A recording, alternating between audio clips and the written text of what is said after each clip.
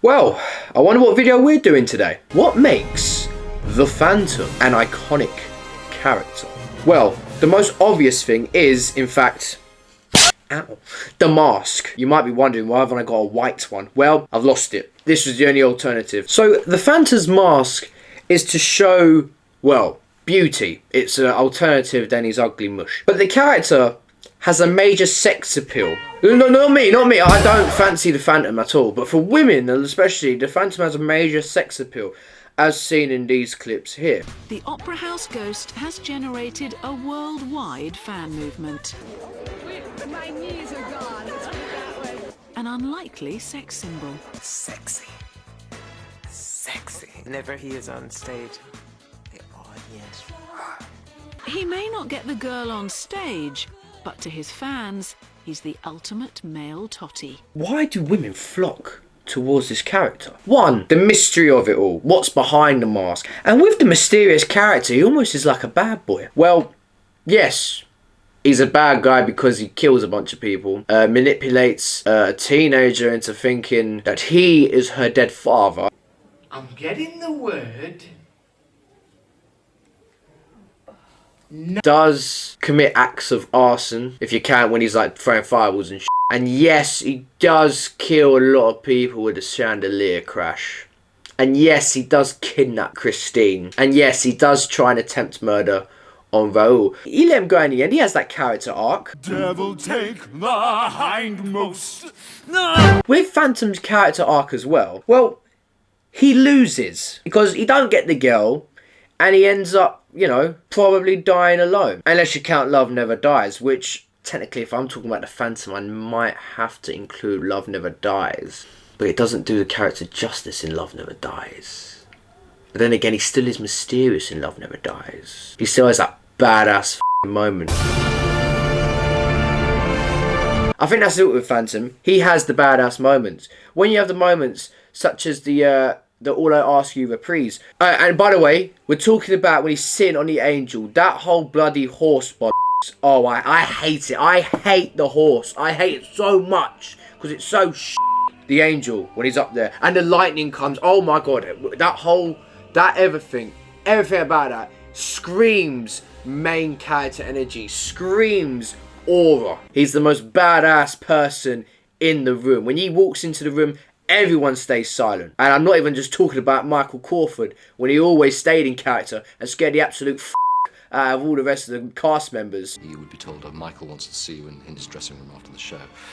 And we always dreaded that. He was very, very loud. Very, very loud. When he was angry. The whole theatre could hear it sometimes. He would be framed with his back to this mirror, still wearing the makeup. So, not only were you talking to Michael Crawford, but you were talking to Michael Crawford with the makeup. Speaking of which, Michael Crawford as the Phantom. Who would have Adam and Eved it? Oh no, I f***ed the joke up. It's some mothers do Adam. In my head, it sounded like a joke. When I said it out loud, I don't know how I'm going to make it work. So, you know what? We're just going to leave it at that. Now, something that's not really spoken about when it comes to Phantom, like the character Phantom, is that you can play this character in numerous ways. Numerous? A number of different ways. For example, the character is so complex with so much depth. You could aim to be a Phantom that's wrathful, like he's very angry with the world, pissed off with everyone. A character that could be quite violent, strong, stoic. Or you can play a character that's quite vulnerable. You can play the child, especially like with some performers where they do like child mannerisms. You know, they get a tantrum.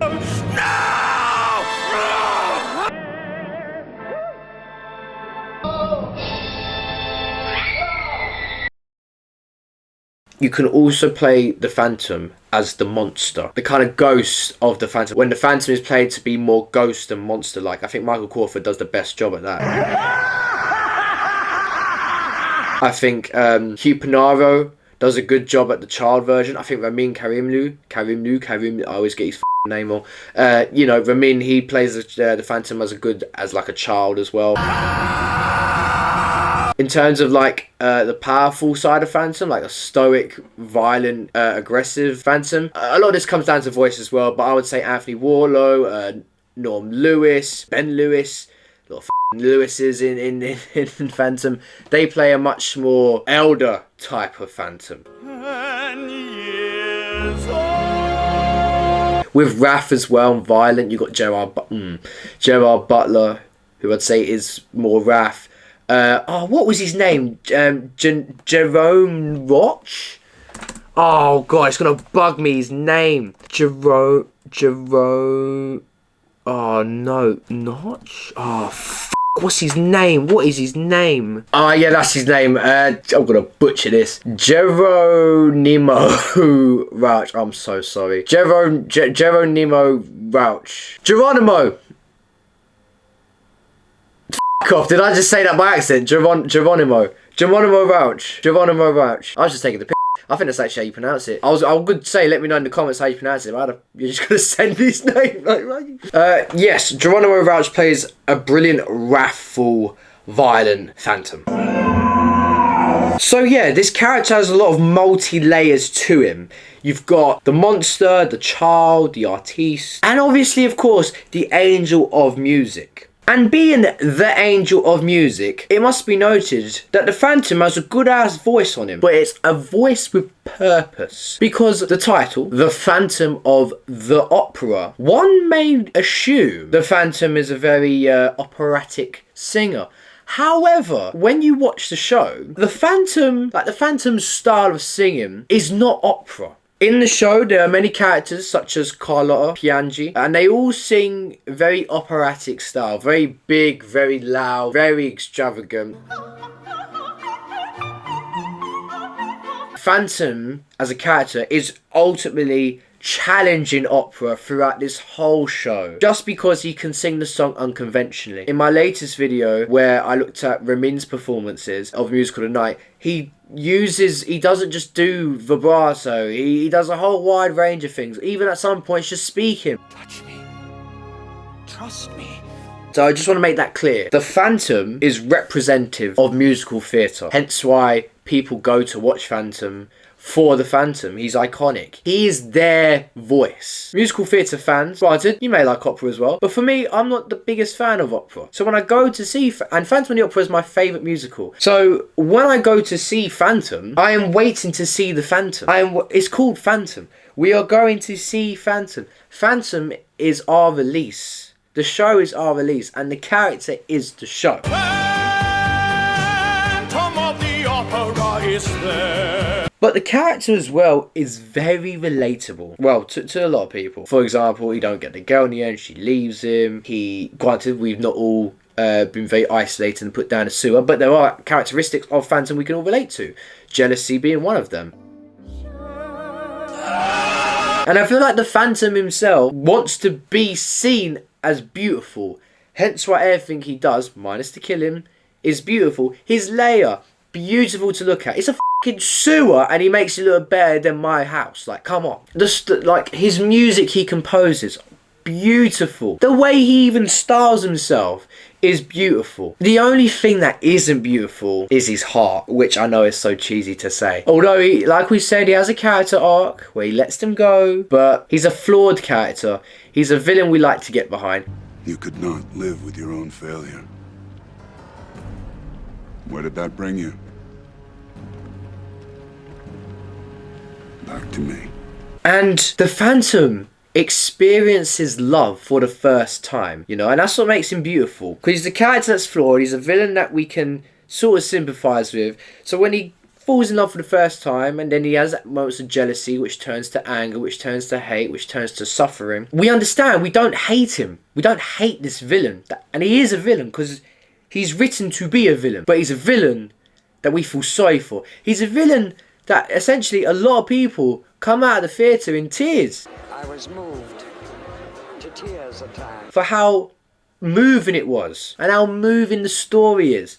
It's a love story where the main character has major heartbreak, but through that heartbreak he makes the right decision to let Christine go. Granted, in the future she does come back and him, and then he has his as a kid. Spoilers! Let's just ignore Love Never Dies. We could do a separate video for Love Never Dies. But Phantom, his character arc was beautifully ended. You know, this whole story of him going through a ton of emotions, from pain to jealousy, well, jealousy to pain, I guess, and then to just come at it full circle around to finally make the right decision, because one person in his whole entire existence showed him what love is and showed him acts of love. And I do believe Christine does love the Phantom, but she won't be with him because of him murdering motherfuckers and him lying and being manipulative, being a bastard. But that's why we love him. He's a bad boy. Yeah, so the Phantom overall is an iconic character because, one, he just looks the part. He just f***ing looks amazing. He looks so cool and mysterious. His black cape, his hat, and the mask. And what's behind the mask. His whole costume has an added mystery element. What is behind the mask? Which makes him so captivating. He's also got the best moments, the best songs. He's a genius. He is a genius. He is a character that can be played as a monster, can be played as an artiste, can be played as a child, can be played as anything. He can be literally played by anyone, I believe. Like, anyone could be this character because there's so many different versions of the character. And finally, the character is damn well sexy. Well, I hope you guys enjoyed the video, and if there's anything I've missed that you think makes the Phantom iconic, you know what you need to do? You need to type it in the comments section and I can have a look at it, because I'm learning new things as well, and I think you guys can teach me as much as I can teach you, and that's how I feel like this relationship should work. So let me know your thoughts in the comment section below, and don't forget to like and subscribe. And I spoke a little bit, a tiny fraction of it in this video, but if you want to see me break down the Phantom's character through an actual performance, well, then check out this video right here, where I break down Ramin Karimlu's performance of Music of the Night in both the 25th anniversary and his 2023 Italy run, to just see if he's, one, improved, and two, is it really true what they say, that man ages like fine wine?